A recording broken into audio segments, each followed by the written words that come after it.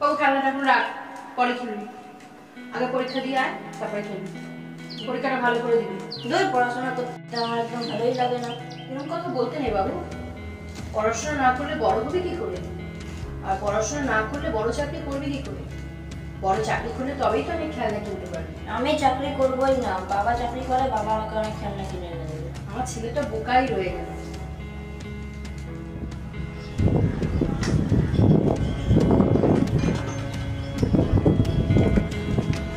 পরীক্ষা দিয়ে সেটা বাড়ি ফিরবি। আকাশ স্যার কিন্তু অনেক আঁকা দিয়েছে। আমার সব আঁকা হয়ে গেছে। তবুও বাড়ি ফিরবি, তোর অনেক পড়া রয়েছে। আর সব বন্ধুরাও মাঠে যায়, আমিও যাবো খেলতে মাঠে। না, মাঠে যেতে হবে না, তারপরে বকাটে হওয়ার কি? আমি একদম বকাটে হবো না। না, একদম না, মাঠে খেলতে যেতে হবে না।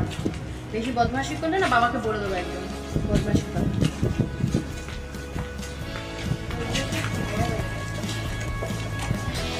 কিরে পরীক্ষা কেমন হলো? ভালো হয়েছে। কোথায় যাচ্ছিস তোরা? বাড়ি খেলতে যাবি আমাদের সাথে? বাড়ি পড়া আছে। এত পড়ে কি হবে দিদি, আমি ওটাই না করতে পারিনি। না তোরা যা, আমি আর যাবো না। এই চল তাহলে চল।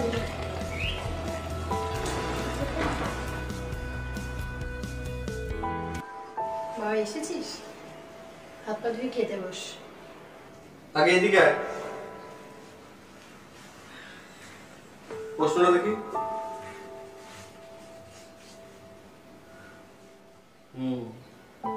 এই দুটো প্রশ্ন ছাড়লি কেন? ভুলে গেছি। ভুলে গেলে বললে চলবে? গোপাল কাকার ছেলেকে দেখ, গত পরীক্ষায় প্রত্যেকটাতে 100 পেয়েছে।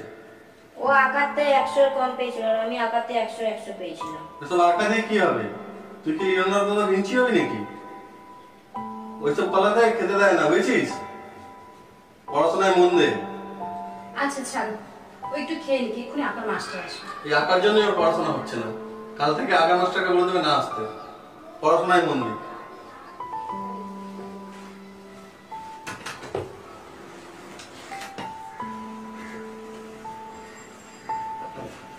একটা কথা বলি? বলো।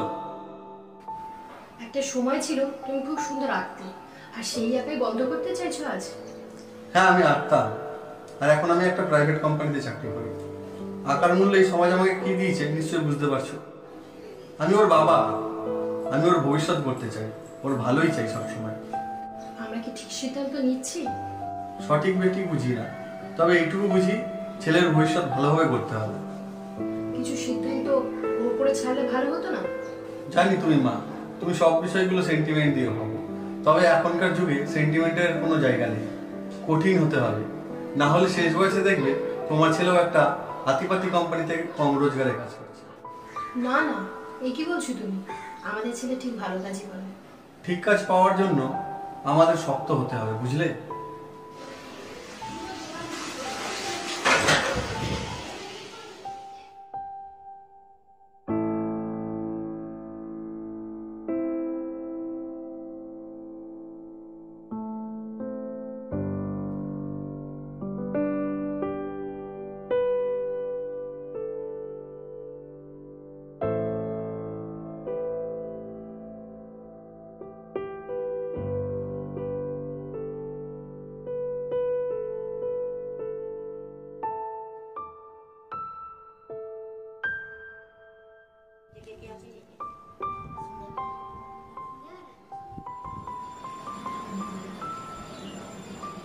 সবাই চুপচাপ করে লিখবে, কোনো কথা বলবে না। কালকে যেটা লিখতে দিয়েছিলাম সেটা আজ পরীক্ষা।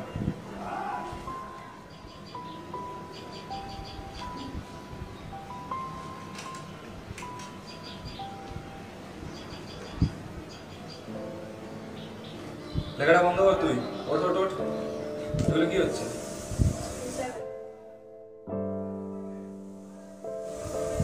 এরকম বললে কি চাকরি পাবি? রাস্তায় ফিরফির করে ঘুরে বেড়াতে হবে, কেউ চাকরি দেবে না। ঠিক আছে লেখ, এটা আমার কাছে থাকো। অন্য প্রশ্নটা লেখ।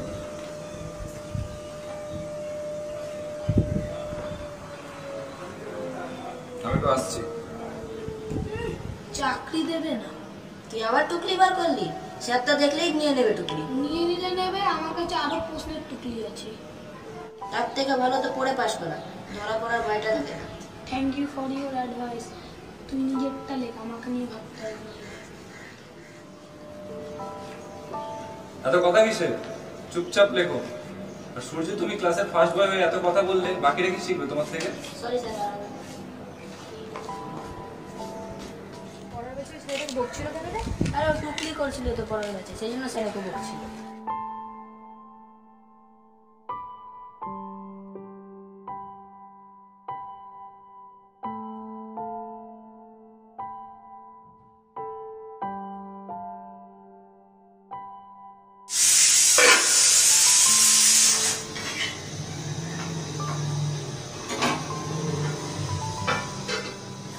মা, মা দেখো আমি স্টার পেয়েছি।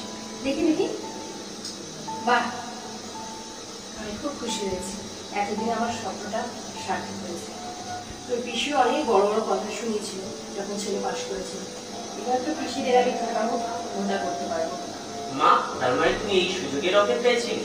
আমি পাশ করলে কৃষিদের কথা শোনাতে পারবি, এর জন্য এত খুশি? আমার রেজাল্টের জন্য তুমি খুশি হওনি? না না বাবা, এ তুই কি বলছিস? আমি আজ খুব খুশি হয়েছি তুই এত ভালো নাম্বার পেয়েছিস। তোমাকে দেখে ভালোই বোঝা যাচ্ছে। যাই বাবাকে রেজাল্টটা দেখিয়ে আসি।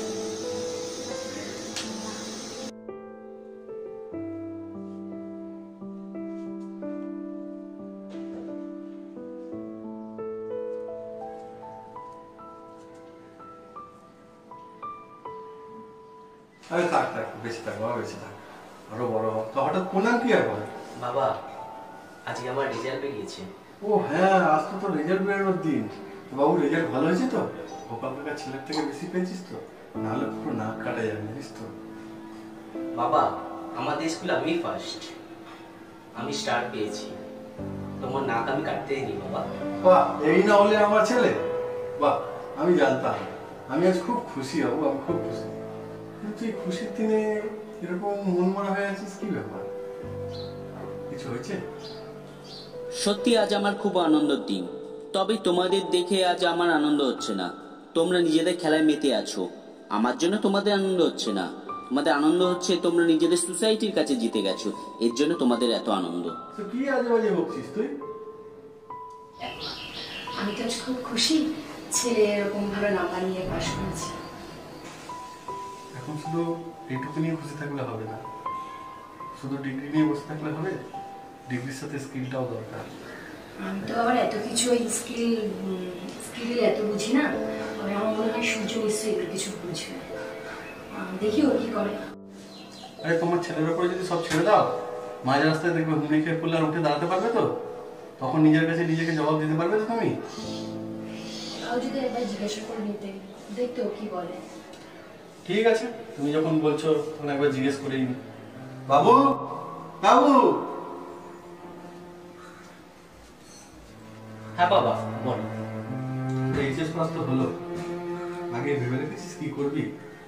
তেমন কিছু ভেবে দেখিনি, তবে আমার একটা ইচ্ছে ছিল। কি ইচ্ছা ছিল বল দেখি। আসলে আমি ভেবেছিলাম আর্ট কলেজে ভর্তি হব। আমার তো খুব আঁকতে ভালো লাগে। তো আঁকা টাকা বাদ দাও, বুঝলে?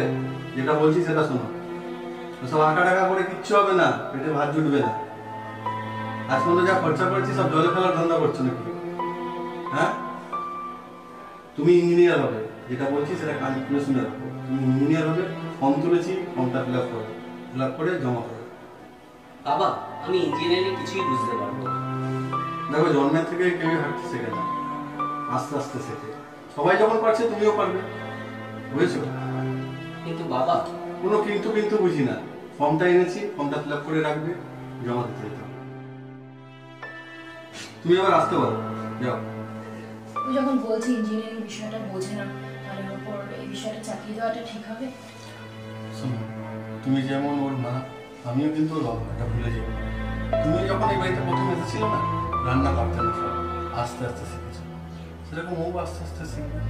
রান্না শেখার সাথে ছেলের ভবিষ্যৎ বড়, এই দুটো কি একসাথে মিলিয়ে ফেলাটা কি ঠিক হবে? সব ঠিক হবে, তুমি চিন্তা করো না। সব ঠিক হলেই ভালো। পড়ছিস বাবু? হ্যাঁ মা, পড়ছি। এখানে খুব বড় বড় অঙ্ক, আমার মাথায় কিছুই ঢোকে না। তুই ঠিক পারবি, আমার বিশ্বাস আছে। ঠান্ডা মাথায় কর, সব ঠিক হয়ে যাবে। কর।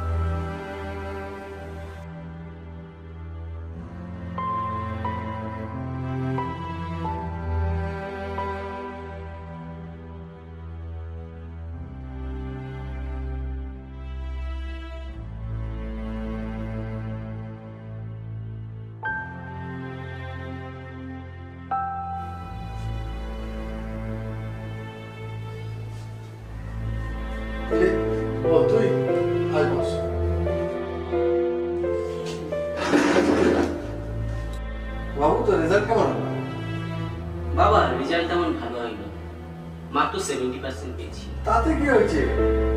তুই ইঞ্জিনিয়ার হয়ে গেছিস, তোর নামের আগে এখন ইঞ্জিনিয়ার বলছে, বুঝলি? আমারও খুব ইচ্ছা ছিল ইঞ্জিনিয়ার হওয়ার, আমার স্বপ্ন তুই পূরণ করবি। আমার গর্বে না মুখটা চওড়া হয়ে যাচ্ছে, বুঝলি? বাবা, তোমাকে তাহলে একটা প্রশ্ন করি। হ্যাঁ, কর। তোমার যখন স্বপ্ন ছিল তাহলে তুমি নিজে পড়লে না কেন? শুরু করেছি, কিন্তু অর্থের অভাব আর আমার নিজেরও মেধার অভাব, সেই জন্য মাঝখানে ছেড়ে দিতে হয়েছে। তাহলে আজ তুমি খুশি তো? আমি খুব খুশি, তবে এবার একটা চাকরির ব্যবস্থা কর, কারণ আমার যা পুঁজি ছিল মোটামুটি তোর পেছনে সবই প্রায় খরচা হয়ে গেছে। এবার তোর ফিরিয়ে দেওয়ার কথা। হ্যাঁ, সে তো চেষ্টা করতেই হবে। তুমি ব্যবসায় পুঁজি ঢেলেছো, তুলতে তো হবেই। আমি এই জন্য তোকে বড় করেছি, এসব কথা শোনার জন্য। আমাদের কিছু কর্তব্য ছিল, সেটা বাবা মা হিসেবে আমরা কর্তব্য পালন করেছি। তোর তো ছেলে বলে কিছু কর্তব্য আছে বাবা মার প্রতি। কি হলো কি? তুমি একটু শান্ত হও, তোমার শরীর খারাপ করবে তো। তুই যা করে বলছি, যা। আচ্ছা, তাহলে আসি। কি রে বাবু, কি করছিস? এই তো দেখছি কোথাও চাকরির খোঁজ পাওয়া যায় কিনা। সে খুঁজছিস খোঁজ, কিন্তু কালকে রাতে তোর বাবার সাথে ওরকম ব্যবহার কেন করলি? তারপরে না খেয়ে শুয়ে পড়লি, এগুলো ঠিক করছিস বাবু তুই? মা, তোমরা কি আমাকে আলাদিনের আশ্চর্য কবি মনে করো? তোমরা জীবনে যেটা করতে পারোনি, তোমাদের জীবনে যেটা স্বপ্ন ছিল আমাকে দিয়ে পূর্ণ করতে হবে, আমার কি নিজের কোনো স্বপ্ন থাকতে পারে না? আমার জীবন আমি কিভাবে বাঁচবো আমি কেন নিজে বেছে নিতে পারি না? আমার কি মতামতের কোনো দাম নেই?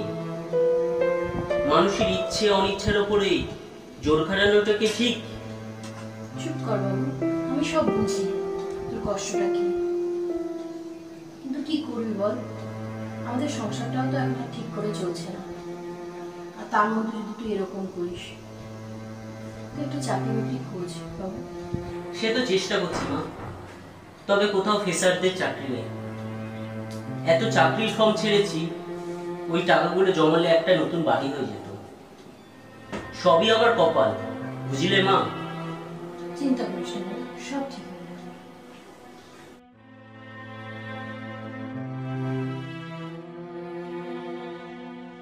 স্যার, আসতে পারি? হ্যাঁ, বসো।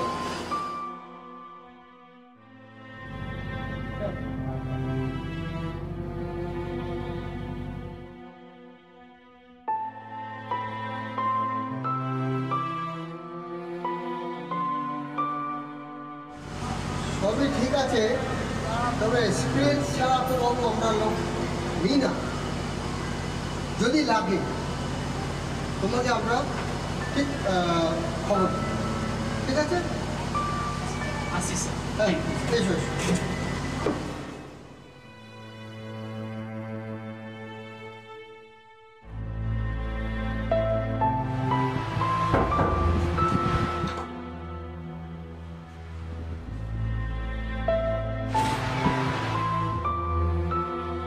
কিরে, কেমন হলো ইন্টারভিউ? প্রতিবার তো ইন্টারভিউ দিয়ে যেরকম ভাবে চুপ করে দাঁড়িয়ে থাকিস আর বলিস নাকি কাজটা পাসনি। কি লাভ হলো তোকে পড়িয়ে আমার এত খরচা করে? সে তো আমার ঘরে বসেই খাচ্ছিস, লজ্জা করে না তোর? হ্যাঁ বাবা, খুব লজ্জা করে। হ্যাঁ জানি জানি, কত লজ্জা করে। লজ্জা করলে আর ঘরে ঢুকতিস না। কি বলছো তুমি? আচ্ছা, তাহলে আসি আমি। কোথায় আছিস বাবু? ঘরে আয়। ছাড়ো ছাড়ো, পেটে টান পড়লে ঠিক আসবে, এত অল্প ডাকতে হবে না।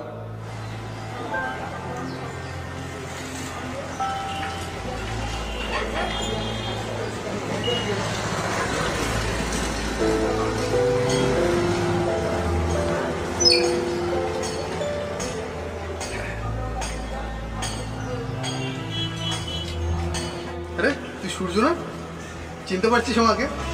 সে একসাথে পড়তাম, কত বিক্রি করতে গিয়ে ধরা পড়েছি, মনে পড়ছে? চিনতে পারবো না কেন? তুই অনেক বদলে গেছিস, দেখে খুব ভালো লাগছে। কোথায় থাকিস এখন? এখানে দেখা যায় না? তুই জানিস না, আমি তো 6-7 মাস আগে কাজ পেয়েছি। বেশিরভাগই বাইরে কাজ করতে হয় আমার, মোটা টাকা মাইনা পাচ্ছি। তোর বাবার সাথে আমার দেখা হলো বাজারে সেদিন। তোর বাবা অনেক কথা বলছিল, তুই নাকি এখনো বেকার ঘুরে বেড়াচ্ছিস, তোর পিছনে তো অনেক টাকা খরচ হয়ে গেছে, অনেক কথাই বললো তোর বাবা। আমার বাবার সাথে তোর ভালো বন্ধুত্ব দেখছি, আর কিছু বলিনি? আর কি বলবে বল, পয়সাওয়ালা মানুষ দেখলে না অনেকেই অনেক মনের কথা বলে ফেলে, তার মধ্যে উনি আমার বাবার মতো, তাই মনের কিছু দুঃখ আমার সাথে শেয়ার করলো। বাবা, এত কিছু শোনার পর নিশ্চয়ই কিছু উপকার করেছিস? না, তখন কিছু করতে পারিনি, এখন আমি করব। এখন আর কি করবি? আমাদের অফিসে একটা সুইপারের পোস্ট খালি হবে, তোকে আমি জানাবো, তুই চলে যাস, ওখানে গিয়ে আমার নামটা বলবি, আর যাওয়ার সময় আমাকে একটা ফোন করে যাস, তাহলেই হবে। ধন্যবাদ বন্ধু, তোর এই উপকার আমি কোনোদিনও বুঝতে পারবো না। তবে আমার মনে একটা প্রশ্ন ঘুরপাক করছে। কি প্রশ্ন বল? আসলে যে ছেলেটা সারা জীবন কি করে পাশ করলো, সে এত ভালো চাকরি পেলো কি করে? তোর কাছে আর কি লুকাবো বল, এখানেও সেই টুকলি করে। টুকলি মানে? এই কোম্পানির মালিকের বন্ধু আমার জায়গা, তবে কিছু গান্ধীর নোটও লেগেছে। তুই চিন্তা করিস না, ওর যদি কোনো বিপদ পড়ে তুই আমাকে একটা ফোন করবি, আমি তো আছি। এটাই তো বড় চিন্তা, তুই আছিস, আর বেশিরভাগ উপপোস্টেই ওদের মতো মানুষ আছে। মানে এটা খুবই সহজ, যারা ঠিক মতো স্কুলে পড়াশোনা করলো না, টুকলি করে পাশ করলো, তারা আজকে উঁচু পোস্টে, আর আমাদের মতো এডুকেটেড ছেলেরা রাস্তায় ঘুরে বেড়াচ্ছে। কিছুদিন পর তোদের মতো মানুষের কাছেই কাজের ভিক্ষা করতে হবে, এর থেকে লজ্জার বিষয় কিছু আছে? তাহলে আর কি, হয় ভিক্ষা করবি নাহলে রিক্সা চালাবি। না রে, মা বাবা হাত পাততে শেখায়নি, কারো কাজে হাতও পাতবো না। তবে রিক্সা চালানোটা খুব খারাপ কাজ না, তবে ওই বাহনটা চালাতে পারি না, এটাই হলো সমস্যা। তোকে একটা খুব সহজ প্রশ্ন করবো, উত্তর দিবি? হ্যাঁ নিশ্চয়ই, বল। এবির সূত্রটা বলতো। ও সব জেনে আমার কি, তুই জেনেই বা কি করলি? আসলে এটাই আমার দেশের অবস্থা। চল আসি তাহলে, জানি না আবার কবে দেখা হবে।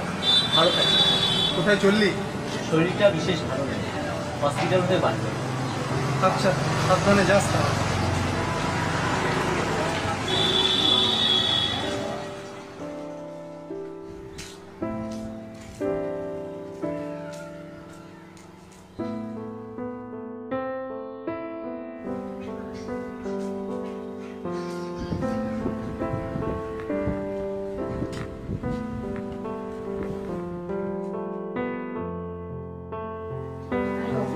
ফিরেছিস? পরশুদিন রাতে ওভাবে বেরিয়ে গেলি, আমাদের বয়স বাড়ছে তো, চিন্তা হয় নাকি? এরকম কাজ কেউ করে? ওটা বলেছিলাম তো তোমাকে এত চিন্তা না করতে, তোমার বাবু যখন টান করবে পেটে ঠিক আসবে। চুপ কর তো তুমি, তোর চোখ মুখগুলো একদম বসে গেছে। যাতে স্নান করে আমি খেতে দিচ্ছি। না মা, আমার খিদে নেই, আমি একটু বিশ্রাম নিতে চাই। সেই ভালো, একটু বিশ্রাম করে নে, তারপরে আমি খেতে দেবো। আচ্ছা, যাওয়ার আগে একটা কথা বলি, একটা এই দুদিন কোথায় ছিল? এই তো মা, এখানেই ছিলাম, তবে রাতে একটু জ্বর এসেছিল, তাই হসপিটালে ভর্তি হতে হয়েছিল। এখন শরীর ভালো আছে তো? মা, আমাকে নিয়ে চিন্তা করতে হবে না, আমি ভালোই আছি। আচ্ছা যাই। আচ্ছা যা, আমি একটু পরে ডেকে দিচ্ছি, উঠে পড়িস কিন্তু খেতে দেবো। আচ্ছা মা। বাবু, এ বাবু, দরজাটা খোল। এ বাবু, দরজাটা খোল। বাবু, কি ও, দেখো তো বাবু দরজা খুলছে না। কি হয়েছে? বাবু, বাবু, রে।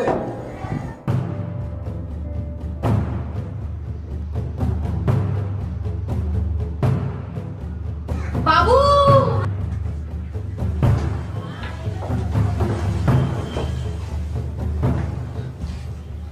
বাবু, বাবু, বাবু, বাবু, বাবু, ওর কি রে? বাবু, এ বাবু, কি হয়েছে তোর? বাবু, কি রে? ওর এই বাবু, এ বাবু, কেন এরকম করলি বাবু? তুই কেন করলি?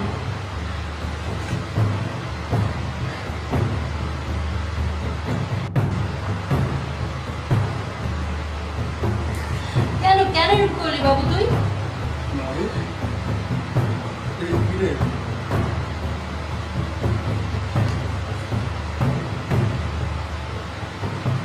বাবু কিছু দরকার ছিলিস?